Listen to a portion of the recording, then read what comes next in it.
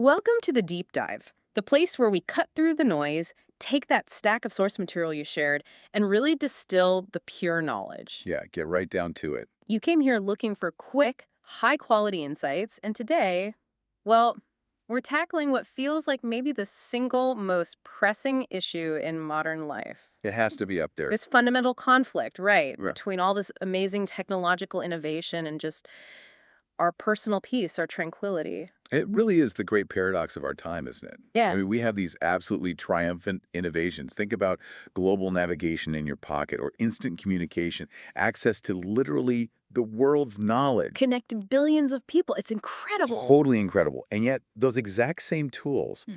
they seem to be simultaneously driving this huge wave of personal exhaustion, anxiety. And that feeling, that loss of control. Yeah, that profound, like unshakable feeling that we've just lost control over our own attention.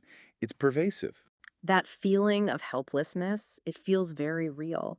And our mission today really is to move past the simple stuff, the often ineffective hacks. Right, the quick fix. We're not just talking about like trying a digital Sabbath once a month or putting your phone in another room for an hour. Those are minor tweaks, really. Yeah. Tactical adjustments at best. Exactly. We are diving deep into the source material here to try and extract a comprehensive philosophy for using technology. Starting right at the foundations. Yeah, starting with the argument that our current relationship with these incredibly powerful tools, it's just not sustainable.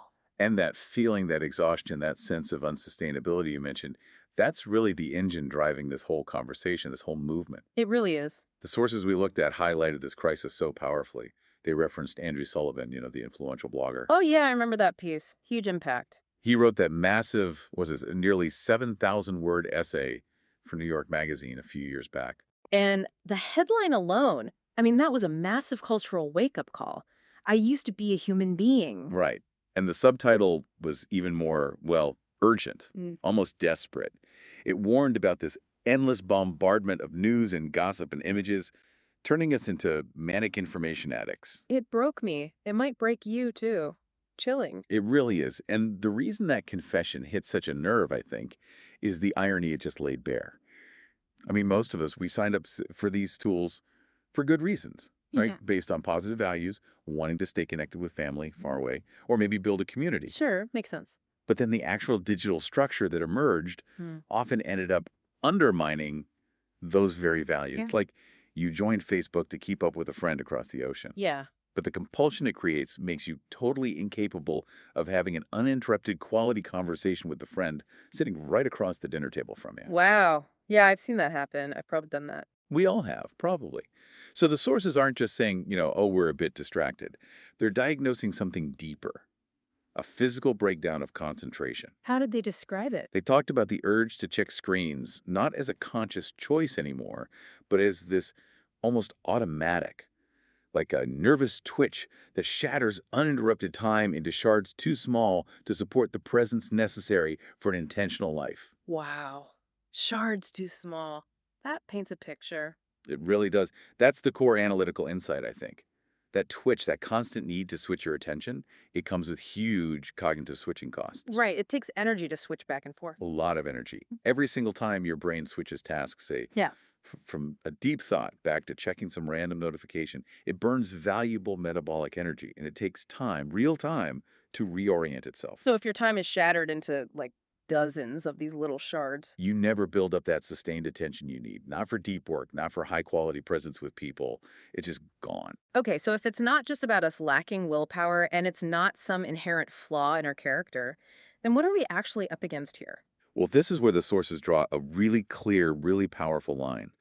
They argue that this compulsive use, it's not some accident of human nature. No. No, it's the realization of a massively profitable business plan. Okay, that reframes things quite a bit. Completely. It moves the whole discussion away from, a personal failing, oh, I just need more discipline, towards seeing it as what it actually is. Yeah. Basically a lopsided arms race. We're an arms race for our attention. Exactly. And the first person to really kind of articulate this from the inside was Tristan Harris. Remember him? Former Google design ethicist. Right, the product philosopher. That's him. While he was still at Google, he wrote this viral 144 slide manifesto. It was called A Call to Minimize Distraction and Respect Users' Attention. He really became the industry whistleblower after that, didn't he? And his description of the smartphone on 60 Minutes became iconic. He held up the phone and just called it. A slot machine. Yeah. And the mechanism is, well, it's simple, but pretty diabolical when you think about it. Harris explained, to Anderson Cooper and later in more detail, that when we check our phones, we're basically playing a tiny slot machine. How so? He said, every time I check my phone, I'm playing the slot machine to see what did I get. The apps aren't just sitting there passively. They're backed by this whole sophisticated playbook of techniques engineered purely to maximize the time you spend using them. Because time equals money for them. Ad revenue. They're directly proportional, Hmm. which is why, Bill Maher made that famous comparison. He said social media bosses are just tobacco farmers in t-shirts selling an addictive product. Wow. That's blunt. Yeah. Philip Morris wanted your lungs, but Moore said the App Store wants your soul. That is a staggering claim. But you're saying it's backed up by behavioral science. How exactly are these apps engineered to do that? What are the psychological levers they're pulling? Yeah, absolutely. We can look at the research from people like Adam Alter, who wrote Irresistible. Alter points out that because these new technologies are so variable, so accessible, and offer such high reward potential, they're basically perfectly suited to foster behavioral addictions. And these aren't just like bad habits we need to break. No, no, these are now officially diagnosable problems. They've been acknowledged in the DSM-5, the psychiatric manual, since 2013. That confirms they're tapping into really fundamental psychological hooks. Okay, let's break those down. Let's start with the big one, the core driver you mentioned, intermittent positive reinforcement, or IPR. Right, IPR. It's really the bedrock of behavioral conditioning. Yeah. We've got decades of research on this, going way back to scientists like Michael Zeiler in the 1970s. The pigeon experiments. Yeah, Zeiler's famous pecking pigeon experiments.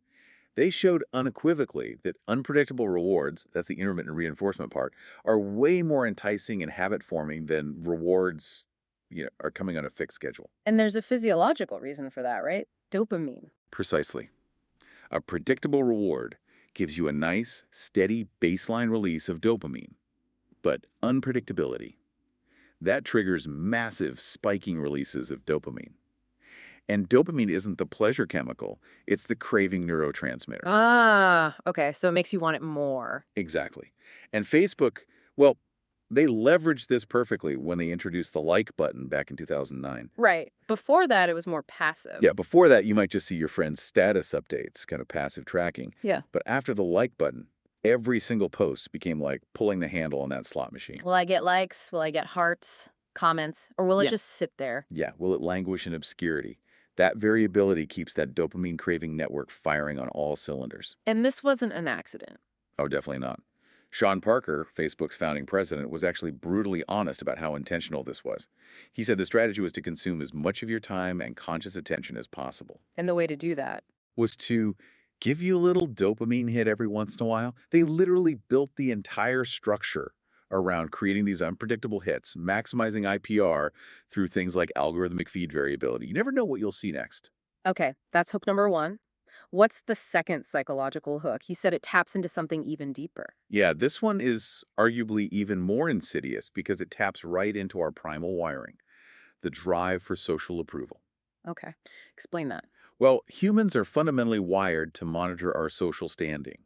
It's an evolutionary mechanism honed back in Paleolithic times when being accepted by your tribe literally meant survival. Rejection could mean death. So we're constantly subconsciously scanning for where we fit in. Exactly. And technology companies have figured out how to hijack this incredibly deep evolutionary drive purely for profit. How? Give me an example. Okay, take Instagram. The sources note that these companies invested, massive resources into developing cutting edge image recognition and auto tagging algorithms Why spend millions just so I can click on my cousin's face in a photo? because it dramatically simplifies the social reward loop. Bah. That single click takes zero effort from the person posting the photo. Mm-hmm. But for the person who gets tagged, that notification delivers an immediate, effortless, and highly addictive little nugget of social approval. Ping. Someone acknowledged me. Right. It satisfies that primal, deep-seated need to feel seen, to feel valued, to be recognized by the tribe. And this constant, easy stream of approval notifications, it basically short circuits our natural, harder-won need for deep, meaningful social validation. Okay, so the system is basically rigged against us. Relying on sheer personal willpower is ultimately probably a losing game. It's an unfair fight. Yeah, and that realization forces us away from just minor hacks and towards, like you said, a fundamental redesign of our relationship with tech. Which brings us to this concept the source material calls digital minimalism. Yes. What exactly is this philosophy? How does it contrast with how most of us use tech right now? Okay, so digital minimalism is essentially a direct reaction against the default way most people operate, which is often an unconscious maximalist philosophy. Maximalist, meaning. The maximalist basically believes that any potential benefit, doesn't matter how small, doesn't matter how much time it costs, is enough reason to start using technology or keep using it. If it might be useful, keep it around. Exactly. The digital minimalist flips that completely on its head. Their approach is defined as a philosophy of technology use in which you focus your online time on a small number of carefully selected and optimized activities that strongly support things you value and then happily miss out on everything else. Happily miss out. That phrase jumps out. That sounds radical in our current age of FOMO, fear of missing out. It is radical and it's crucial. What are the pillars supporting this minimalist way of thinking? Yeah, what are the core principles? Okay, there are three main ones that underpin the whole philosophy. Yeah. First, clutter is costly. Costly how? This goes back to that cognitive switching cost we talked about. Every low value app you keep, every notification you tolerate, it adds to your decision fatigue and it fractures your attention further. You pay a real, albeit unseen, price for that supposed convenience. So it's not just annoying, it's actively draining your mental energy. Precisely. That's the cost. The second principle is that optimization is necessary. Meaning, It's not enough to just say, ban a distracting app. You have to be ruthless about optimizing the technology you do decide to keep, making sure it serves your highest values and nothing else. This usually means applying specific constraints even to useful tools. okay, so optimize what stays. And the third principle. The third principle is that intentionality is satisfying. This is maybe the most profound one. The deep contentment you get from acting with clarity and purpose is far more fulfilling ultimately than the fleeting pleasure you might get from convenience or low effort distraction. Right. But achieving that intentionality, especially after years of being conditioned by these apps, that sounds really hard. It is hard. The sources argue you can't just fade out gradually, you need something more drastic. The digital declutter. Yes, a radical reset. Okay, talk us through this. How do we manage what sounds like a 30-day digital detox without, quitting our jobs or falling off the map? It definitely sounds intimidating, but it's actually a pretty systematic three-step process. Mm. It's designed specifically to break those conditioned reflexes we've built up. Okay, step one. Step one is defining the rules and establishing the ban. This is where you have to really identify all the optional technologies in your life. These are any new apps, websites, digital tools that don't serve a absolutely critical, professional, or maybe a time-sensitive personal use. Okay, give us some examples of optional. What usually falls into that category? Well, almost unequivocally, optional includes things like social media platforms, Yeah. random entertainment websites, news aggregators you check compulsively, Right. and critically, streaming media. Netflix, Hulu, all those equivalents. Mhm. Participants in the declutter experiments mentioned in the sources found that streaming was almost always included in the ban Why streaming specifically? because the risk of passive binge watching is so high and it just completely sabotages the whole goal of reclaiming intentional time. It's too easy to let hours disappear. Okay, makes sense. But what if I need a tool for work, like Slack or email? I know I use them compulsively sometimes, but I can't just ban them. That's a great point, and that's where the rigor of the philosophy really comes in. If a technology absolutely must be kept for essential reasons, you don't give it a free pass. You must replace that unrestricted access with strict operating procedures or SOPs. That's Constraint. SOPs. Like what? Okay, so there was an anecdote about a lawyer who needed to listen to legal podcasts for his continuing education. Right, He couldn't ban the podcast app, right. but he instituted an SOP. She only listened to podcasts during his daily 2 hour commute, never at his desk, never during his free time at home. That's a constraint. Got it. So ban the truly optional stuff and constrain the critical stuff with SOPs. Okay, what happens during the detox itself? Step two. Step two is the 30-day detox, sometimes called the void. And yeah, you have to abstain completely from all those optional technologies you identified for the full 30 days. The void sounds empty. It can feel that way initially, and this void phase is actually where that compulsive behavior often surfaces most clearly, detached from its usual target. How so? Well, there's this fascinating anecdote of one participant, right? She removed all her social media, all her news apps, but she still felt that twitch, that urge to check her phone constantly. So, what did she check? The only app left that offered any variability was the weather app.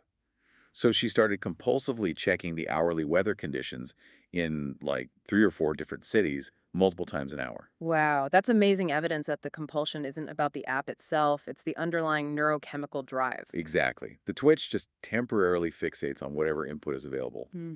But the good news is this stage is usually temporary. And crucially, the sources really emphasize that the purpose of this void isn't just detoxification. What else is it for? It's about actively using that reclaimed time to rediscover and cultivate high quality alternatives, real world activities. Okay. This is where participants reported, rediscovering lost hobbies, starting a woodworking project they'd always meant to do, reading 4 books a month instead of 0, finally learning to play the ukulele. So, you have to fill the void intentionally. Yes, you absolutely have to invest that time gained back immediately into pursuits that build a valuable identity outside of all that digital noise. Otherwise, the void just feels like deprivation. Okay, makes sense. Then comes the tricky part, reintroduction. After 30 days, how do you stop yourself from just sliding right back into all the old habits? Yeah, this is arguably the most critical step. Hmm. Step 3 is the minimalist technology screen. Before any optional technology is allowed back into your life, it has to pass a really rigorous 3 question screening process. Okay, question one. Question 1 sets a very high bar. Does this technology serve something you deeply value? Not just is it beneficial or is it convenient? No, deeply value, like family, health, craft, knowledge. Exactly. You have to be able to articulate a core life value that this specific tool genuinely supports in a significant way, Okay, that probably eliminates what, 90% of the apps most people use right there? easily. Yeah. Then what's the second filter? The second question is this technology the best way to use technology to serve this value? Ah, okay. So it forces you to compare options. Exactly. It Yeah. forces prioritization. So, for instance, if you deeply value connection with your extended family, is browsing your cousin's Instagram feed really the best way technology can help you serve that value? Probably not. Or would committing to, say, calling them once a month be orders of magnitude more effective at building real connection? If Instagram fails that best way test compared to a phone call, you stick with the phone call and leave Instagram out. Okay. Value best way. And the final question, you said it relates to optimization. Yes, the final critical question that really enshrines that optimization principle is, does the technology have a role in your life that is constrained by a standard operating procedure, SOP? So even if it passes the first two tests. Even if it's a useful tool that supports a deep value and might be the best tech option, you still must define exactly how and when you will use it. No unrestricted access. Give me an example of that. Okay, someone decided they did deeply value staying informed about current events, and maybe a good news website was the best way. But they realized subscribing to dozens of email newsletters was just overwhelming. Right. So it passed the screen, but only with an SOP. They decided they would check a specific site like allsides.com, which gives multiple perspectives, just once a day, maybe for 15 minutes. That's a constrained role defined by an SOP. That level of philosophical rigor is intense. It actually brings us to maybe the most striking real world example of this kind of intentionality, the Amish. Oh, yes, the Amish hackers. Most people just assume they're pure Luddites, anti technology across the board. But the sources argue that's totally wrong. Yeah, it's a complete debunking of that common stereotype. Kevin Kelly, who's studied them extensively, noted they are actually ingenious hackers and do it yourselfers. They're Yep. deeply pragmatic about technology. So they use some tech. Oh, yeah. They use things like solar panels for power, disposable diapers for convenience, and incredibly, in one community they studied, there was a $400,000 computer controlled precision milling machine. Wait, what? A $400 KCNC machine? But they ban cars and connecting to the power grid? How does that even make sense? That apparent contradiction is the whole point. Yeah. It reveals the core of their Amish hacking process. Yep. They start with their supreme value, which for them is preserving the tight social fabric of their community. Everything is judged against that. Right. Community first. Then they carefully test any new technology. Often it's through a designated alpha geek who gets permission from the bishop to try something out. And the key question they ask is, does this tool ultimately do more harm than good to the community's overall well being and social structure? Ah, okay. So the car example isn't about internal combustion engines. Not at all. It's purely about social structure.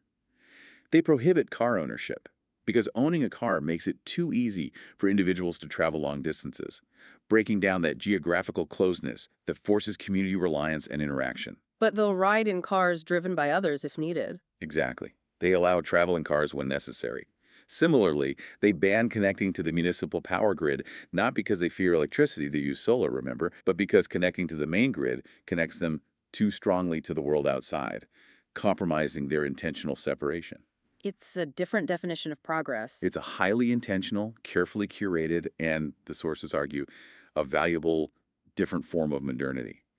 They choose their tech based on values, not hype. It really shows that technology isn't deterministic. We can decide the rules, which brings us back to that third principle of minimalism. That intentionality is satisfying in itself. Yeah, that sense of control, of autonomy, absolutely foundational to human flourishing. One participant who went through the declutter process and ended up switching to a basic dumb phone told the author that the decision gave them this immense sense of autonomy. Hmm. They weren't just avoiding a tool they didn't like, they were actively, intentionally controlling the role technology played in their life. And that gave them a deeper sense of meaning than any fleeting convenience ever could. Okay, so we understand the philosophy, the why. Now let's dive into the practical applications needed to actually sustain this minimalist life day to day. We have to start with the necessity of solitude. Yes. But first, we need to define it properly because it's not just about being physically alone, is it? No, that's a vital distinction. Solitude, as defined in our sources, is a subjective state. It's about what's happening in your mind. It's the state where your mind is free from input from other minds. Input from other minds. Yeah. So reading a book alone isn't solitude. Technically, no, because you're processing input from the author's mind. Solitude is an internal state of being. You could actually find solitude in a crowded cafe if your mind is free from reacting to external information and just processing its own thoughts. Okay, so it's like achieving mental silence, freedom from external voices. And history seems to suggest that great leaders instinctively knew this was essential for making big decisions. Yeah, the historical anecdotes here are really profound. Think about Abraham Lincoln during the absolute chaos of the Civil War. Right. Faced with the unbelievable trauma and complexity of that conflict, he spent almost half the year commuting back and forth on horseback to this temporary cottage at the Soldiers' Home, just outside D.C. Why? He desperately needed to escape the constant bustle and demands of the White House. He needed, as he put it, time and space to think. And that's where he did his deep work. Exactly. It was in that quiet, often lonely solitude that he wrestled with the immense strategic challenges and eventually, famously, drafted the Emancipation Proclamation. He needed that space to formulate original thought, free from the constant clatter of daily politics and demands. But today, finding that kind of quiet space feels almost impossible. The data on phone usage alone is just alarming. It really is. Especially when you consider that even the average user, and this is data from the Moment app, so these are people often already trying to cut back, spends roughly 3 hours a day looking at their smartphone screen 3 hours. and picks up the device 39 times per day. 39 times. Yeah. That constant connectivity, it's a profoundly new threat.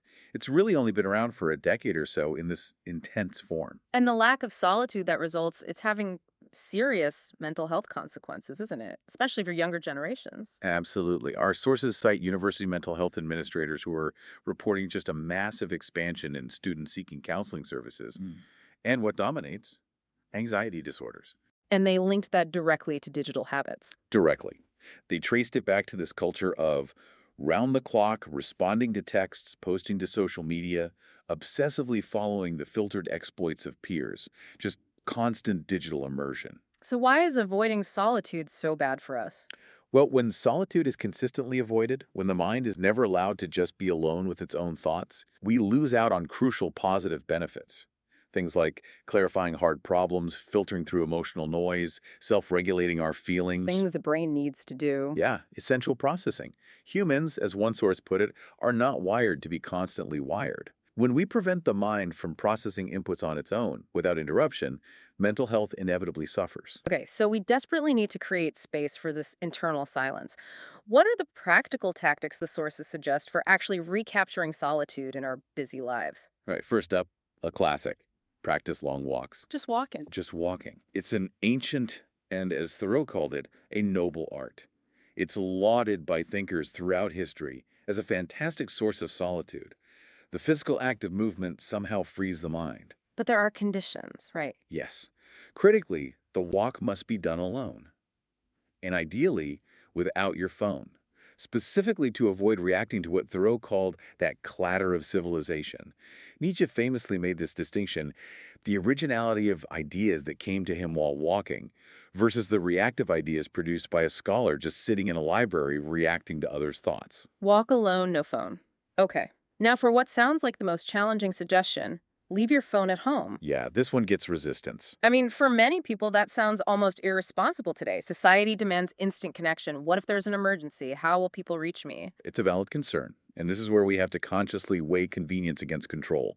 The sources argue pretty strongly that most of our phone uses are purely about convenience, not actual vital necessity. And the emergency risk. They argue that the perceived risk of some unmissable emergency is vastly inflated by our own anxiety, fueled by the constant connectivity itself. Is there evidence for that? Yeah, the Hope King anecdote they shared is pretty compelling. She's a tech reporter who had her iPhone stolen and ended up going 4 months without one. 4 months. Wow. Yeah, and she listed several definite nuisances, like having to look up maps before she left the house. But ultimately, her conclusion was that life without a phone was much less debilitating than you might expect. It confirmed for her that the safety net the phone provides is often really just a convenience net. That shift in perception, convenience versus necessity, is powerful. Okay, finally, a practice that sounds like it builds internal solitude even if you're physically around others. Write letters to yourself. Yes, this is about creating internal structure for your thoughts. We see historical examples, again, leaders like Lincoln and Eisenhower apparently used writing, often just analog pen and paper, sometimes scraps, sometimes notebooks, to make sense of really complicated decisions and to tame intense emotions. How does writing help? Analog writing, like the author described doing in his Moleskine notebooks to develop these ideas, it forces you into structured prose. It's different than just jotting digital notes. Mm. That process provides a kind of conceptual scaffolding. It helps you organize complex thoughts in a way that quick, fragmented digital note taking just can't match. It forces deliberation, forces you to clarify. Okay, solitude practices. Walks, leave the phone, write to yourself. Now let's shift gears slightly. Our deep dive next takes us into the social realm. Crucial area. Because we are, as Aristotle declared centuries ago, intensely social creatures. We absolutely need connection. Yeah, modern neuroscience backs that up completely. Matthew Lieberman's research, for instance, confirms that losing social connection actually triggers the exact same neural systems in the brain as physical pain. Wow. So social isolation literally The hurts. brain interprets it as a genuine physical threat. Survival depends on the group. And this inherent deep need for connection is precisely what social media promises to satisfy, isn't it? Which brings us to what the sources called the social media paradox. Right. The paradox. Because you see studies that seem to totally contradict each other. Some, like work by Burke and Kraut, showed maybe minor boosts in joy or well being from using platforms for very specific purposes, like reaching out to close friends. Yeah, some targeted benefits. But then you have other big studies, like those by Premack and Shakya, finding that overall generalized social media use was actually negatively associated with well being. More use equals less happy. How can both be true? Okay, the resolution to this paradox is really critical, and it was articulated very clearly by Holly Shakya. The negative impact becomes significant, even dominant, the more that social media use starts to replace higher quality, richer offline communication. Ah, the replacement effect. Exactly, Shakya stated it bluntly. Replacing your real world relationships with social media interactions has a negative impact. Okay, but why is that replacement so damaging? Why can't a quick text message or seeing a photo fulfill the same social need as, say, a long phone call or meeting for coffee? Because, as Sherry Turkle put it so well, textual communication is orders of magnitude less information laden than face to face or even voice communication. Orders of magnitude less info. Yeah. Our brains evolved over millennia to read incredibly sophisticated analog cues.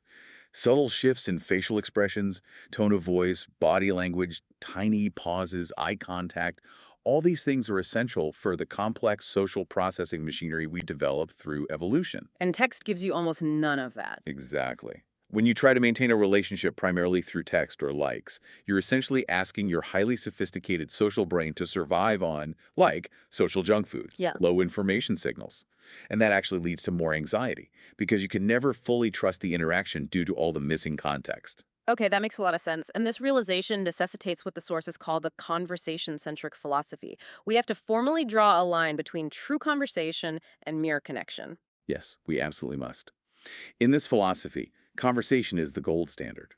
It means interaction that involve those rich, nuanced analog cues, ideally voice and face to face. That's what truly nourishes relationships. And connection. Connection gets downgraded, that covers everything textual or non interactive. So, social media posts, likes, comments, text messages, instant messaging. In the minimalist philosophy, connection's role is strictly limited. It's purely for logistics, Logistics like. like setting up a real conversation. Can you talk Tuesday? Or transferring practical, non emotional information. Meeting moved to conference room B. But it should never be seen as the primary way you maintain or deepen a relationship. Okay, conversation is king, connection is just the messenger boy. This brings us to a practice that sounds truly radical. Stop clicking like in comments. Yeah, this one stops people in their tracks. Why? Why treat these simple little approval clicks as actual poison? Because, the argument goes, they are the ultimate tool of social degradation. They actively teach your mind that this shallow form of connection, a single click, a tiny bit of positive affirmation requiring zero effort, is a reasonable low effort alternative to the hard, rewarding work of actual conversation. So it lowers the bar for what feels like connecting. Massively. Hmm. The sources describe replacing that rich, nuanced flow of face to face information with a single digital like as the ultimate insult to our social processing machinery. That's strong language. It is. They use the analogy of having a Ferrari, our sophisticated social brain, but only ever using it to tow a mule. Hmm. You have this incredibly powerful tool, but you're deliberately using it in the lowest possible gear, getting minimal value. Well, okay, so clicking like isn't just a time waster. It actively lowers your expectations for what a meaningful relationship requires. That's sobering. Yeah. How do we apply this kind of discipline to the text message? Which, let's face it, is the default communication mode for so many people now. Okay, the practice here is to consolidate texting. You have to consciously convert text messaging from feeling like an ongoing, immediate back and forth conversation. Which is how most people use it. Exactly. Convert it into an asynchronous checking process. Model it more on how you ideally handle email. How do not disturb mode. Yes. Use do not disturb mode aggressively, obviously allowing exceptions for true emergencies or maybe critical family contacts. Hmm. But the idea is you only check your texts during scheduled consolidated sessions, maybe twice a day, like checking email batches. But won't that annoy people? Won't it strain relationships if you're not responding instantly? People expect that now. That's actually the genius of the tactic, according to the sources. Your delayed availability does create a slight sense of strain initially, but that friction, paradoxically, often motivates both parties involved to fill the communication void with something better, something richer. Like actually picking up the phone. Exactly. It implicitly signals that text isn't sufficient for real connection, which encourages a shift towards higher bandwidth communication channels like a phone call or scheduling a face to face meeting just to regain that feeling of satisfying interaction. It forces the relationship quality upward. That is pure hacking of human social psychology for a better outcome. Very clever. Okay, finally, for people in really high demand jobs, executives, professionals, how can they possibly maximize rich conversation when their schedules are just jam packed? They adopt the strategy of conversation office hours. Like professors have. Kinda, yeah. The source mentioned an executive who institutionalized what he called the 5.30 rule. He publicly set aside specific known times each day, say 5:30 p.m., when he was simply available for phone calls or drop-in visits from his team. No scheduling required during that window. Exactly. That. It eliminated the massive overhead and friction of trying to schedule brief conversations, Hmm. the 20 emails back and forth just to find 15 minutes to talk. Instead, people knew, okay, I can catch him at 5:30 for a quick high bandwidth chat. So it maximized the rich interaction while minimizing all the logistical waste around it. Precisely. And we see similar intentionality in, historical leaders too. Steve Jobs was famous for substituting formal meetings with long walks with key people. That fostered intense, high quality conversational problem solving away from distractions. Okay, conversation over connection. Now we turn to another fundamental necessity for a truly fulfilling life, something often completely overlooked or undervalued in the digital age: High quality leisure. Yes, absolutely essential. Mhm. Aristotle himself stated that the best and most pleasant life is the life of the intellect, and that requires activities we appreciate purely for their own sake, what he called leisure. Not just killing time. No, definitely not. He argued that a life dependent only on constantly solving problems or just chasing external rewards like work often is ultimately leads to a kind of existential despair. We need something more. And the modern default response when we feel that despair or even just boredom is often low quality digital distraction, right? Mindless swiping, endless binge watching. Exactly. That kind of passive consumption rushes in to fill the vacuum left by our failure to actively cultivate meaningful, high quality leisure. It acts as this sort of unbearable, numbing mechanism, a way to avoid genuine self reflection or the effort required for real engagement. So, how do we fight back? What constitutes high quality leisure? The sources outline some key lessons. Let's start with leisure lesson, hash one. Prioritize demanding activity. They call it the Bennett principle. Yes, the Bennett principle. Yeah. And for inspiration here, we can actually look towards the financial independence or FI community. The early retirement folks. Yeah, people like Mr. Money Mustache or Liz Thames from Frugal Woods, when they achieve financial independence and have abundant free time, they don't just sit around on the couch. What do they do? They fill their time with surprisingly strenuous, demanding activities building furniture, tackling complex home renovations, homesteading, serious weight training, intricate gardening projects. Wait, that sounds like they just replaced their day job with more hard work. How is demanding activity actually leisure or relaxing? That's the counterintuitive insight. They subscribed to this philosophy articulated way back in the early 20th century by Arnold Bennett. He argued against what he called the doctrine of ignoble ease. Ignoble ease. I like that. Yeah, the Bennett principle essentially states that expending more energy in your leisure time actually energizes you more. Why? Because, as Bennett argued, our mental faculties don't really tire like an arm or a leg does. They don't need rest in the same way, except during sleep. What they need is change. Ah, change of focus. Exactly. The complex focus required for, say, building a shed or learning a complicated recipe is a beneficial change of pace for the brain. It restores cognitive capacity far better than just passively scrolling through feeds. Effortful activity is restorative. Okay, demanding activity over passive consumption. Got it. Next up, leisure lesson, hashtag two. Use skills to produce valuable things. Basically, the idea of craft. Yes, craft. Defined simply as applying skill, often hands on skill, to create something valuable in the physical world. Why is that so important? Because it taps into a really primal human need. Our brains evolve these incredibly complex structures for planning, manipulating objects, and executing sequences to create things. Researchers like Matthew Crawford and Richard Sennett have written extensively about this. So it satisfies something deep in us. Absolutely. In a world that feels increasingly digital and shallow, craft provides this incredibly grounding escape, and the self worth it generates is different.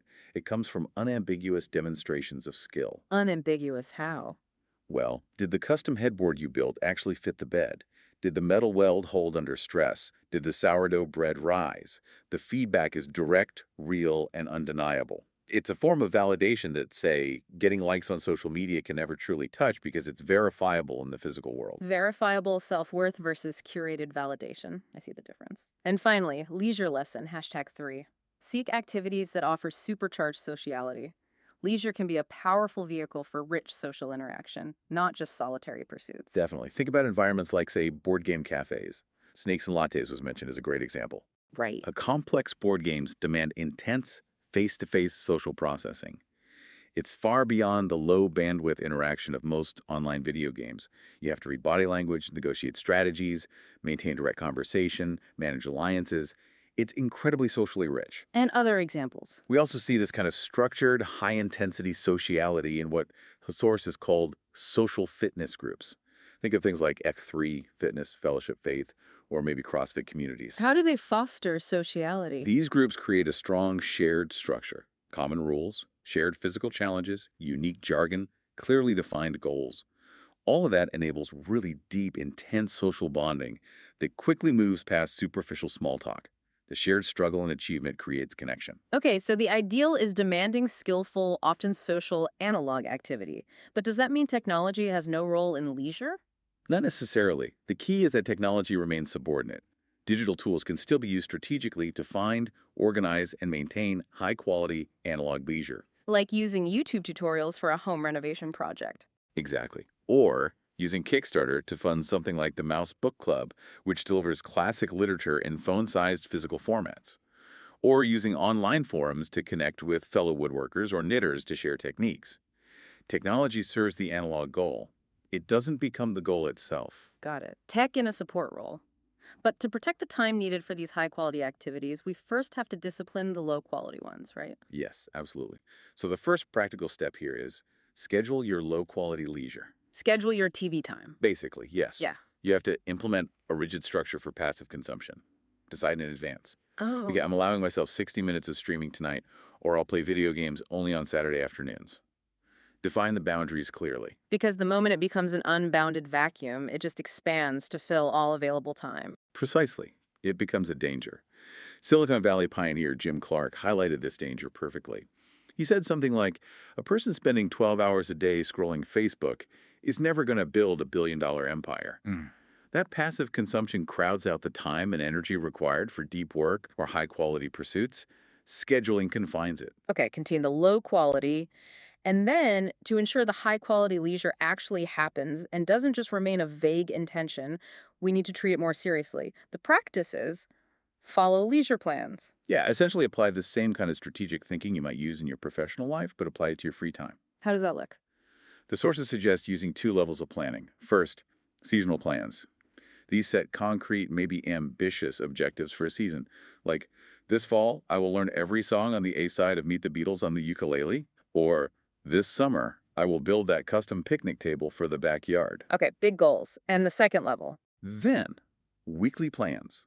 This is where you break down the seasonal goal and actually schedule the necessary practice times, block out time for gathering resources, or schedule sessions to work on the project, just like you'd schedule work meetings. So you're actively cultivating it, making sure it happens. Exactly. This active cultivation ensures that the pursuits that generate real satisfaction and meaning aren't just left to chance, wishful thinking, or procrastination. You make time for what matters. All right, we've covered philosophy, solitude, sociality, leisure. Our final section now focuses squarely on the practical fight against the attention economy itself, which, as we established early on, feels like a real David versus Goliath battle. It really is. The entire business model of these massive platforms, especially giants like Facebook, depends on keeping you engaged for as long as possible. They want use to just be this binary condition you're either on or off, blurring the lines between actual high value utility and just mindless scrolling. And the stakes are huge for them. You mentioned Facebook makes what, 89% of its ad revenue just from mobile? That's right. The smartphone is ground zero for this conflict, and the numbers are just staggering when you look at average use. Around 350 minutes per week spent on Facebook products alone for the average user. 350 minutes. That's nearly 6 hours a week. Yeah.